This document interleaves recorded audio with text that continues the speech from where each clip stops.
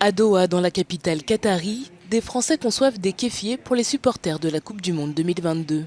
Au Qatar, le kéfier est aussi appelé Chemag et c'est ainsi que Bertrand Rouanet a choisi d'appeler la marque qu'il a cofondée. Fan Chemag propose ainsi ses tissus traditionnels avec différents imprimés aux couleurs des différentes équipes de football. Mon petit est arrivé en sautant, il a trouvé un schéma qui traînait à la maison, qu'on avait ramené au souk ici à Doha. Et il l'a mis sur sa tête et il dansait devant la télé. Et on l'a regardé, on a trouvé qu'il était super heureux, super joyeux de célébrer.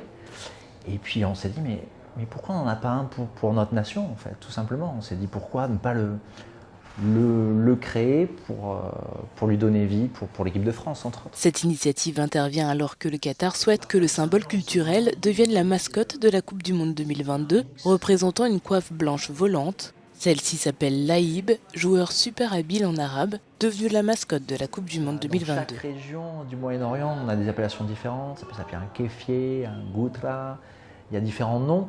Alors c'est une signification culturelle pour les personnes qui vivent ici. Ça a une utilité aussi pour lutter contre le soleil, contre le vent, contre le froid. Pendant la Coupe du Monde, il va faire un petit peu froid. Vous allez être surpris au Qatar qu'il puisse aussi faire froid pendant l'hiver. On veut quelque chose qui soit un peu plus sympa, on veut quelque chose, on peut supporter l'équipe et en même temps qu'on va pouvoir mettre qu'un vulgaire drapeau, des fois qui est souvent en plus en synthétique, qui n'est pas super agréable à porter. Surfant sur la popularité et les critiques de la mascotte Laïb, Fan Chemag essaie donc de séduire les supporters. C'est ce qu'on peut faire.